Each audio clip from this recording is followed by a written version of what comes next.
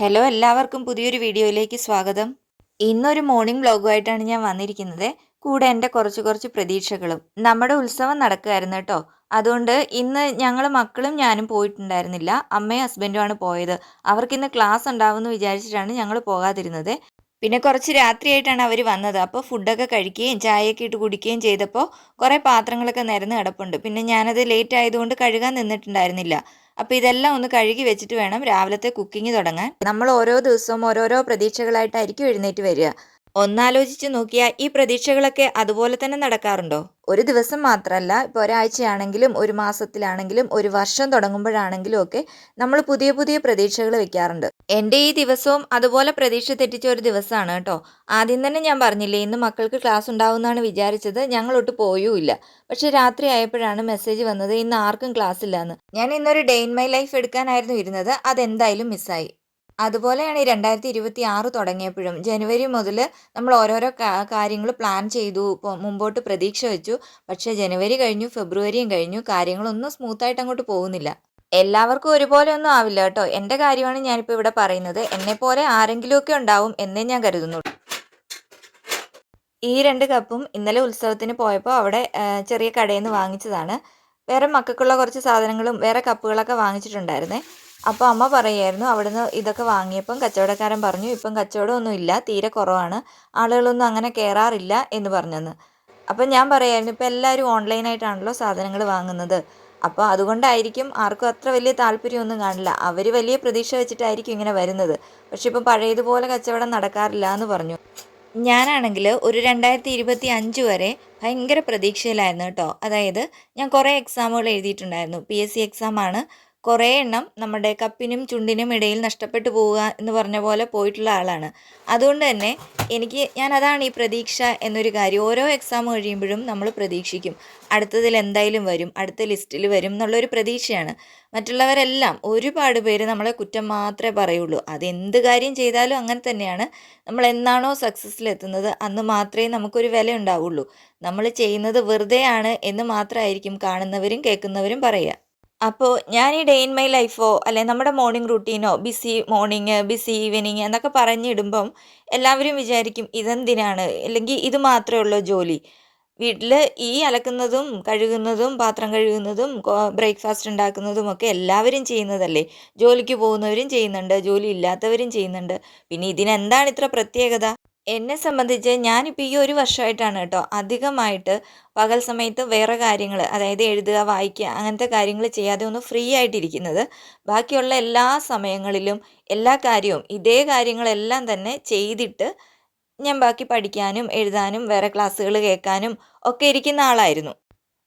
അപ്പോൾ ഇപ്പോൾ പകലൊക്കെ കുറച്ച് ഫ്രീ ആയിട്ടിരിക്കുന്നു എന്ന് പറയുമ്പോഴും മൂന്നാമത്തെ ആൾ, അതായത് 2 വർഷത്തിന് മുമ്പത്തെ കാര്യമൊക്കെ നോക്കിക്കഴിഞ്ഞാൽ മൂന്നാമത്തെ ആൾ സ്കൂളിലൊന്നും പോകുന്നില്ലായിരുന്നു. കുറച്ച് വാശി കൂടുതലുള്ള ആളായിരുന്നു. അപ്പോൾ അവളെയും നോക്കി നമ്മൾ പകൽ ബാക്കിയുള്ള കാര്യത്തിന് സമയം കണ്ടെത്തുകയായിരുന്നു ചെയ്തിരുന്നത്. അപ്പോൾ ഇപ്പം മോളും കൂടെ സ്കൂളിൽ പോയി തുടങ്ങിയപ്പോഴാണ് എനിക്കൊന്ന് ഫ്രീ ആയിട്ടിരിക്കാൻ പറ്റുന്നത്. അല്ലാത്ത സമയങ്ങളിൽ ഞാനൊന്ന് ഇരിക്കാൻ വേണ്ടി കൊതിച്ചിട്ടുണ്ട്, ഒന്ന് ഉറങ്ങാൻ പറ്റിയിരുന്നെങ്കിൽ എന്ന് വിചാരിച്ചിട്ടുണ്ട്. അത്ര ടെൻഷൻ പിടിച്ചായിരുന്നു ഓരോ ദിവസവും മുന്നോട്ട് പോയിക്കൊണ്ടിരുന്നത്.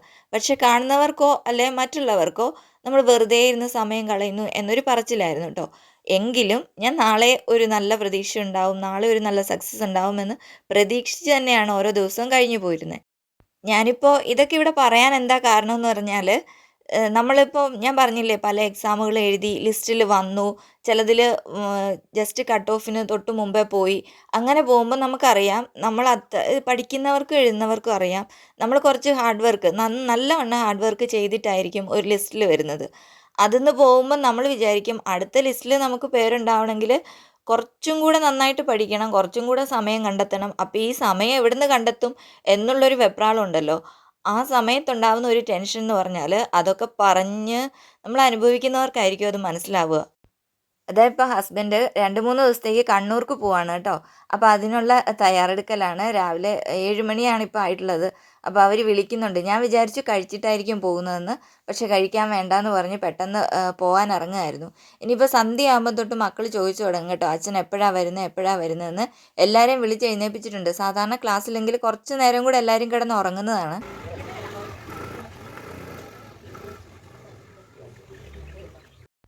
അപ്പോൾ ദാ ഇന്നലെ കളിപ്പാട്ടമൊക്കെ കുറച്ച് വാങ്ങിച്ചിട്ടുണ്ടായിരുന്നേ. ടോയ്സ് ബ്ലോക്സ് ഒക്കെയാണ് വാങ്ങിച്ചത്. മോള് പ്രത്യേകം പറഞ്ഞു വിട്ടതായിരുന്നു.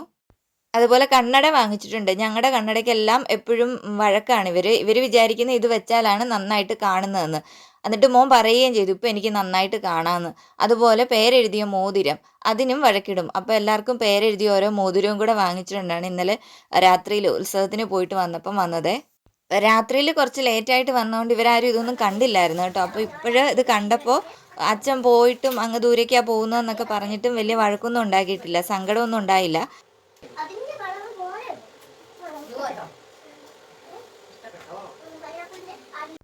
പിന്നെ മോക്ക് പിന്നെ തലയിലിടുന്ന കുറച്ച് സാധനങ്ങൾ വാങ്ങിച്ചിട്ടുണ്ടായിരുന്നു കേട്ടോ. എനിക്കും വാങ്ങിയിട്ടുണ്ട്.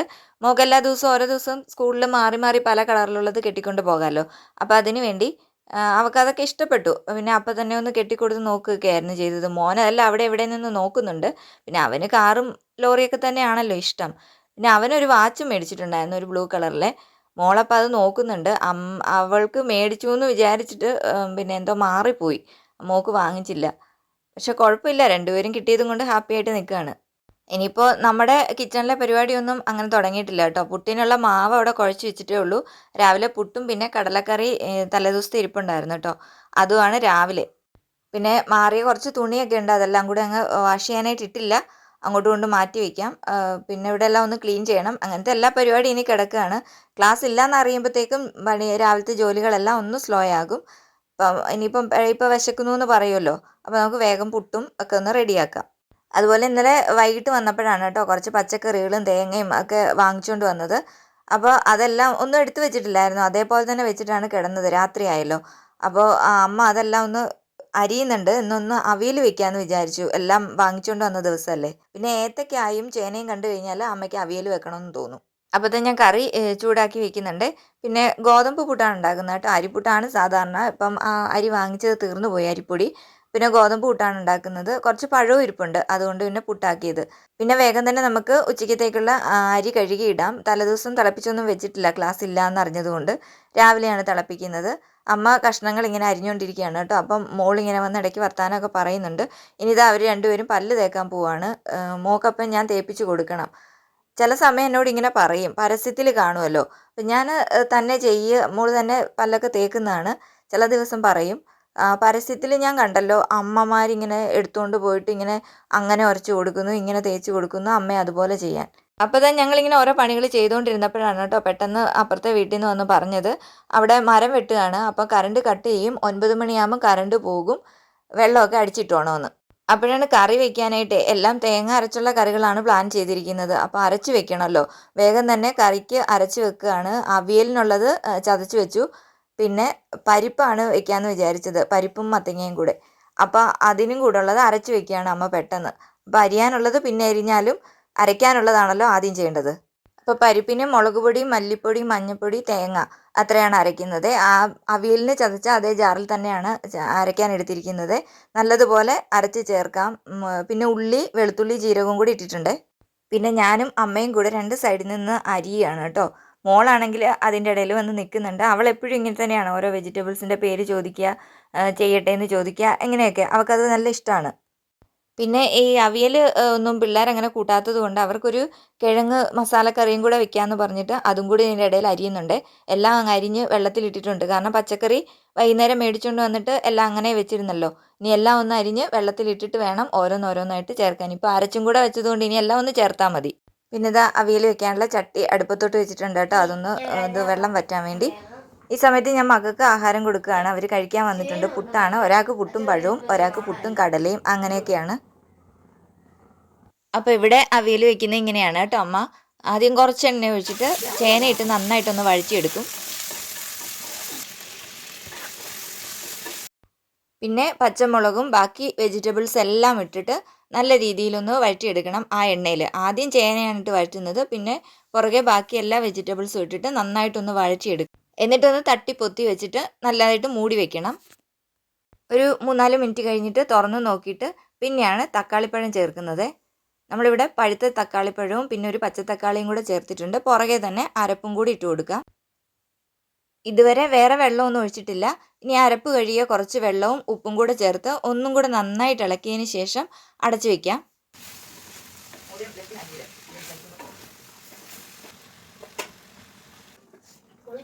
അപ്പോൾ ഈ സമയത്ത് കഴിക്കാനിരുത്തിയ രണ്ടുപേരും കഴിക്കാതെ ഇളക്കി ഇളക്കി ഇരിക്കുകയായിരുന്നു. പിന്നെ ഞാൻ രണ്ടുപേർക്കും വാരി കൊടുക്കുന്നുണ്ട് വഴക്കൊക്കെ പറഞ്ഞിട്ട്. അല്ലെങ്കിൽ പിന്നെ അത് കഴിക്കാതെ അങ്ങ് പോവും, കളിക്കാൻ വേണ്ടി പോവും. പിന്നെ നമ്മളധികം വെള്ളമൊന്നും ഒഴിച്ചിട്ടില്ലാത്തതുകൊണ്ട് അവിയൽ ഇടയ്ക്കിടയ്ക്ക് ഒന്ന് തുറന്ന് നോക്കി ഇളക്കി കൊടുക്കണം. പിന്നെ ഇതാ ഇപ്പുറത്ത് കിഴങ്ങും സവോളയും കൂടെ വേവിക്കാൻ വേണ്ടി വെച്ചിട്ടുണ്ട് കുക്കറിൽ. ഇപ്പോൾ ഇത് അവിയലൊക്കെ ഒന്ന് വെന്ത് നന്നായിട്ട് ഒതുങ്ങി വന്നിട്ടുണ്ട് കേട്ടോ. ഇനിയാണ് തൈര് ചേർക്കുന്നത്. ആവശ്യത്തിനുള്ള തൈര് ചേർക്കാം, നമ്മുടെ തൈരിൻ്റെ പുളിയൊക്കെ അനുസരിച്ച്. ഇപ്പം നമ്മൾ ചെറിയ 2 സ്പൂൺ തൈരാണ് ചേർത്തിരിക്കുന്നത് കേട്ടോ. പിന്നെ അത് നന്നായിട്ടൊന്ന് ഇളക്കി ആ തൈരെല്ലാം ഒന്ന് ചേർത്ത് കഴിഞ്ഞിട്ട് ഒരിത്തിരി വെളിച്ചെണ്ണയും പിന്നെ ആവശ്യത്തിനുള്ള കറിവേപ്പിലയും കൂടെ ഒന്ന് മുകളിലിട്ടിട്ട് നമുക്ക് അടച്ചു വെക്കാം. ഇപ്പോൾ ഇത് അവിയൽ റെഡിയായി. ഇനിയിപ്പോൾ എൻ്റെ അടുത്ത പരിപാടി പിള്ളേരെയൊക്കെ അവിടെ കഴിപ്പിച്ച് ഒരുവിധം സെറ്റാക്കി ഇരുത്തിയിട്ടുണ്ട്. ഇരുത്തിയെന്നല്ല, കളിയാണ് കേട്ടോ രണ്ടുപേരും. പിന്നെ മൂത്തയാളും കഴിച്ചിട്ട് എഴുന്നേറ്റ് പോയിട്ടുണ്ട്. അവൻ എക്സാമൊക്കെ ആയതുകൊണ്ട് പഠിക്കുകയൊക്കെയാണ്. ഇനി ആ പച്ചക്കറിയെല്ലാം ഞാനൊന്ന് തരംതിരിച്ച് ഓരോ പാത്രത്തിലാക്കി ഫ്രിഡ്ജിൽ വെക്കണം. ഈ സമയം എന്താ കിഴങ്ങ് മസാല ഉണ്ടാക്കാൻ വേണ്ടി ഇഞ്ചി വെളുത്തുള്ളി ചതച്ചത് എണ്ണയിലേക്ക് ഇട്ടിട്ടുണ്ട്. കുറേ കറിവേപ്പിലയുണ്ട്. പിന്നെ മുളക് പൊടി, മല്ലിപ്പൊടി, മസാലപ്പൊടി ഇത്രയും ചേർത്തിട്ട് ഉരുളക്കിഴങ്ങ് വേവിച്ചതും കൂടെ ചേർത്തിട്ട് നമുക്കൊരു കിഴങ്ങ് മസാല ഉണ്ടാക്കാം. ഇതാണെങ്കിൽ മക്കൾക്ക് നല്ല ഇഷ്ടമാണ് കേട്ടോ. നല്ല ബീഫിൻ്റെയോ ചിക്കൻ്റെയോ ഒക്കെ ടേസ്റ്റ് പോലെ ഇരിക്കുമല്ലോ. അപ്പം അത് മസാലയൊക്കെ ചേർത്ത് കറിവേപ്പില ഉപ്പുമൊക്കെ ഇടണം കേട്ടോ. എല്ലാം ചേർത്ത് നന്നായിട്ട് ഇളക്കി ഒന്ന് മാറ്റി വെച്ച് കഴിഞ്ഞിട്ട് ആ ഒപ്പം തന്നെ പുറകെ തന്നെ നമുക്ക് പരിപ്പും മത്തങ്ങയും കൂടെ വേവിക്കാൻ വേണ്ടി വെക്കാം. കുക്കറിൽ ഉപ്പും കൂടി ഇട്ടിട്ടാണ് വേവിക്കുന്നത്. ആ കറി അവിടെ ഇരുന്ന് ആകുന്ന സമയം കൊണ്ട് നമുക്ക് അവിടെ എല്ലാം ഒന്ന് വൃത്തിയാക്കാം. പാത്രമൊക്കെ ഞാൻ കഴുകി മാറ്റിയിട്ടുണ്ട്. കറിയെല്ലാം വിളമ്പി മാറ്റി. അപ്പോൾ ഇതാ പരിപ്പൊക്കെ വെന്തിട്ടുണ്ട് നന്നായിട്ട്. അപ്പോൾ അത് താളിക്കുന്നതിന് മുന്നേ തന്നെ കുറച്ച് എണ്ണ ഒഴിച്ചിട്ട് പപ്പടം ഒന്ന് കാച്ചി മാറ്റി വെക്കാം. പരിപ്പിന് മുന്നേ പപ്പടം കാച്ചുന്നത് നല്ലതാണെന്നാണ് അമ്മ എപ്പോഴും പറയുന്നത്. പിന്നെ നമുക്ക് കടുക് താളിച്ചൊഴിക്കാം. അരപ്പെല്ലാം പിന്നെ ആദ്യം തന്നെ അരച്ച് വെച്ചായിരുന്നല്ലോ. അപ്പോൾ പിന്നെ പെട്ടെന്ന് ചേർത്താൽ മതി. അങ്ങനത്തെ രാവിലത്തെ കറികളെല്ലാം ഏകദേശം റെഡി ആയിട്ടുണ്ട് കേട്ടോ. ഇനിയിപ്പം ബാക്കി എല്ലായിടും ഒന്ന് ക്ലീൻ ചെയ്യണം. പാത്രങ്ങളെല്ലാം ഇപ്പോൾ കഴുകി മാറ്റിയിട്ടുണ്ട് കേട്ടോ. ആ കുക്കറും കൂടെ ഒന്ന് കഴുകി വെക്കണം. അങ്ങനെ തുടച്ച് അടുക്കള വൃത്തിയാക്കിയിട്ടുണ്ട്. എനിക്ക് തോന്നുന്നു കറണ്ട് പോകുമെന്ന് പറഞ്ഞപ്പോഴത്തേക്കും ഒന്നും കൂടെ സ്പീഡിൽ കാര്യങ്ങൾ ചെയ്തതുകൊണ്ട് പെട്ടെന്ന് അങ്ങ് പണിയെല്ലാം തീർന്നു കേട്ടോ. 9-9:30 ആയി. ഇതുവരെയും കറണ്ട് പോയില്ല. ഞങ്ങളിപ്പോൾ കഴിക്കാൻ പോകുന്നേ ഉള്ളൂ. അമ്മ കഴിച്ചിട്ടില്ല. ഞാൻ പിള്ളേർ കഴിച്ചതിൻ്റെ ബാക്കി ഇരിപ്പുണ്ടായിരുന്നു. അതിലേക്ക് ഒരു ഇത്തിരി പുട്ടും കൂടി ഇട്ടിട്ടാണ് കേട്ടോ ഞാൻ കഴിക്കുന്നത്. അപ്പോൾ ഇതാ ഉള്ള സമയം കൊണ്ട് അവർ പെട്ടെന്ന് ഇരുന്ന് കാർട്ടൂൺ കാണുകയാണ് കേട്ടോ. ആ സമയം എന്താ കണ്ടുകൊണ്ടിരുന്നപ്പോഴേക്കും കറണ്ട് പോയായിരുന്നു. പിന്നെ ഞാൻ കുറച്ച് തുണിയൊക്കെ ഉള്ളത് കഴുകിയിട്ടു. ഇപ്പോൾ ഇത് അപ്പുറത്തെ വീട്ടിലെ മോനും കൂടെ വന്നിട്ടുണ്ട്. അവർ പാമ്പും ഏണിയും കൂടെ ഉള്ള കളി കളിക്കുകയാണ്. പാമ്പും ഏണിയും പിന്നെ അതിനകത്ത് ചെസ്സും ഉണ്ട്. ചെസ്സിനേക്കാൾ എളുപ്പം പാമ്പും ഏണിയും കളിക്കാനാണല്ലോ. പിന്നെ ഇവർ വലിയ പിള്ളേരായതുകൊണ്ട് ചിലപ്പോൾ മോളെ കളിപ്പിക്കും, അവളിരുന്ന് കരയും. അതുകൊണ്ട് ഞാനും കൂടെ അവിടെ വന്നിരിക്കുകയായിരുന്നു. ഇങ്ങനെ ഇരുന്ന് കളിക്കുന്നത് കുറച്ച് സമയമേ ഉള്ളൂ. ഇപ്പം തന്നെ അവർ ഇറങ്ങി പോകും സൈക്കിൾ ചവിട്ടാൻ വേണ്ടി. പിന്നെ അതിനാണ് ഈ തൊപ്പിയൊക്കെ വെച്ച് റെഡി ആയിട്ടിരിക്കുന്നത്.